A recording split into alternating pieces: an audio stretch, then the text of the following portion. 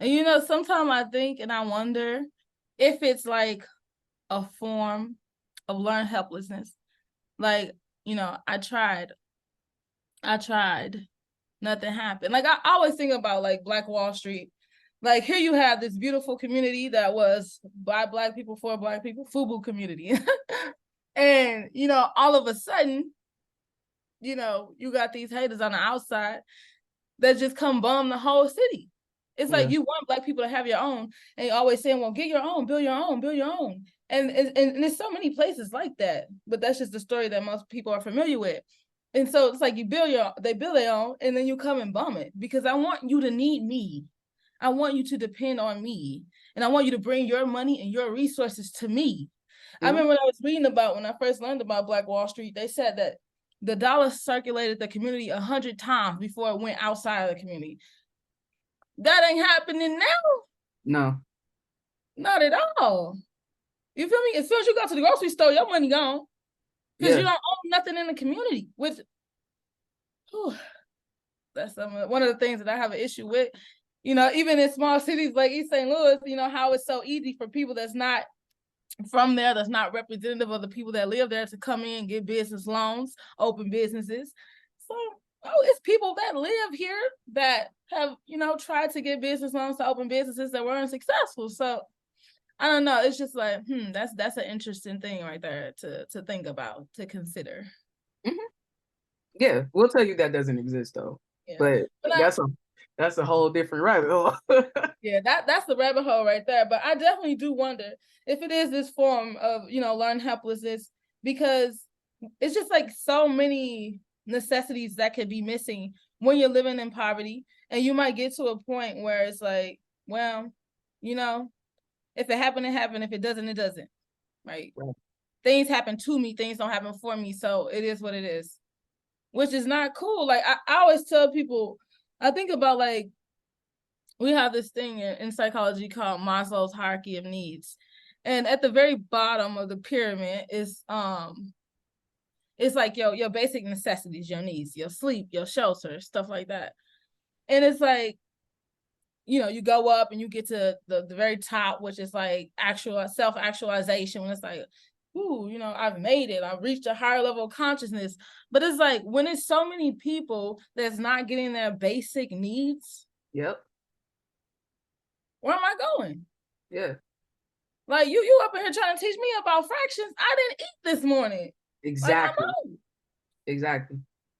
So it's just, I don't know. It's like we could talk about that for a while because Yeah.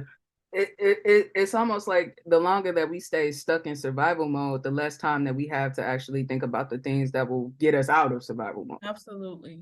And again, like this is why it's important to have conversations like these, because you know what I'm saying, if you can only ignore it for so long, Mm-hmm. and it is possible to beat the odds. It is possible to change your way of thinking. Absolutely. It's possible to change your perception. All of these things are possible, but because we live in survival mode for so long, we grew up in survival mode in our communities. You know what I'm saying? Our parents didn't have time to teach us how to deal with our emotions. They were working. Mm-hmm. They may or may not even know how to deal with their own emotions. Exactly. You know what I'm saying? They Exactly. didn't really teach us how to deal with our finances because they ain't really got theirs figured out yet. You know what I'm saying? So we don't have the tools, and it's just like if we don't focus on that cognitive thinking, Exactly. who's gonna break the cycle? Exactly. You're just gonna do what you've been told and showed. That's why I always like to highlight, like St. Louis is Missouri, sorry, the show me state. Mm-hmm. If that ain't the mentality of people from the hood, because they don't believe what they cannot see sometimes. Exactly. 100%. If you don't have the proof, you know what I'm saying? They go off proof. So they say, life happens to me, not Mm-hmm. for me. Mm-hmm. Bad things happen.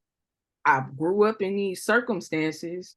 Therefore, it is what it is. I got to make the best out of a bad situation, and I'm gonna just do what I do, and it ain't no way out. And that's not true. And I think that's the difference between the people that make it out and they don't come back. It's just like, that's the secret that nobody's telling. It's like, it took that cognitive thinking, it took that self-work, it took that changing of my mind frame. You know what I'm saying? And even for me, like when I say I dropped, that's where I was when I dropped out of school, you know? And it's literally when you decide like, okay, let me change this narrative. And that's when you see progress in your life. You actually have to trust what you don't see. You have to question, okay, this is what life was, but can there be more?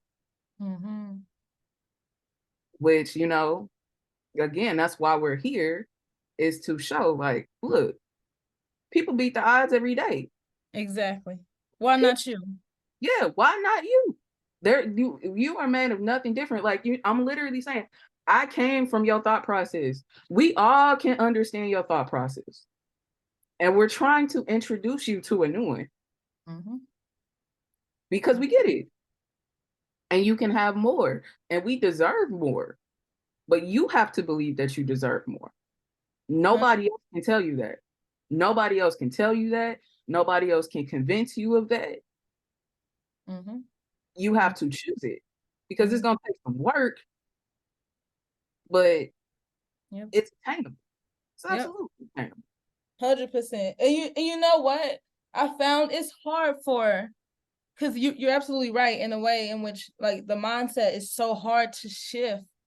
Even when like there are different researchers that talk about like cultural wealth and etc. And someone was telling me they was running this study in a urban community, predominantly Black community, and they were trying to get the children to talk about their cultural wealth, like everything. And most of my research comes from a strength-based approach. It's not what are you lacking, it's not deficit, it's like they're poor, the reading tests are low, XYZ. It's not that. It's what are the strengths and how can we build on that to get you where you need to be. But she was trying to get the kids to talk about their cultural wealth, and they kind of got they kind of got a little pissed off with her. And it kind of became an issue in the focus group because they couldn't even see their strengths in their community. They couldn't see them. And it's like, what you have just because your resources or whatever the idea that's been kind of beat and painted into your mind of what cultural wealth looked like. Okay, I didn't come from a family with money. We're not like the wealthy community, because we have this whole Black and white, the money gap, the wealth gap rather. So it's like the things that they're not saying them. It's like, no, you're very talented and you're brilliant. What are you talking about? You. I mean, I don't even know if music would exist if you wasn't here. You have all these talents, you have all these skills, and even in your community, but you can't see them. All you can see is what you don't got, because all they talk to you and tell you is what you liking. It's the same in the research, which is why sometimes it pee me off sometimes to even read it, because it just reads like they have this term now called awfulizing, which and what it basically means is there's going to be a group that whenever you read about them, it's going to be in relation to them being like inferior, right? So they talk about Black students being awfulized in the research, and literally every time you read the research, it's, why are Black kids underachieving? Black kids are this many years behind their white peers. Black kids aren't this many behind Asian Americans. It's like, and one of the things that pee me is because a lot of the measurements in education are not formulated with culture in mind. So they're not like culturally sensitive designs or culturally sensitive scales. And so like you'll see people talk about, oh yeah, the reading achievement is low for Black students in X, Y, and Z. And there was this test that came out. Oh, God, I forgot when. I know it was in the 90s though. And it was called, the acronym is BITCH. So I'm trying to remember what the words was. It was like Black Intelligence Test of Culture Homogeneity or something like that.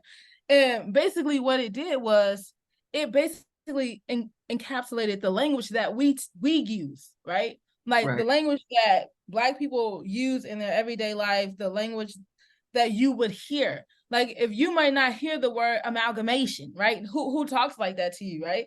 Right.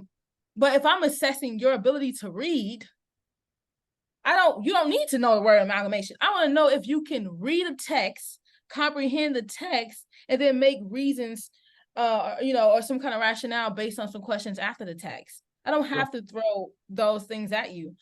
So basically what they did, they gave Black students the test and they gave white students the test. And the Black students outperformed them. And it's like, you would have thought that they would have went, maybe we should consider some of our other assessments and, making them culturally relevant. No, they don't. Right. And then as long as that's never the case, when I put the data on the wall, you're going to always underperform. You're going to always underperform. How you asking me about things that I don't even like? I'm trying to think. It was a really good one that I was talking to somebody about. I can't remember.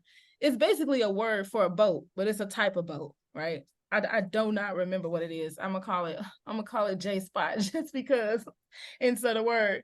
But it's like, how can you ask me a question about J spot in a reading assignment? Like I don't ride boats. I don't go out. Like it's just like, Right. They don't consider these things. And so the data always looks like, what is missing? So I don't know. It just seems like a setup sometimes. So yeah.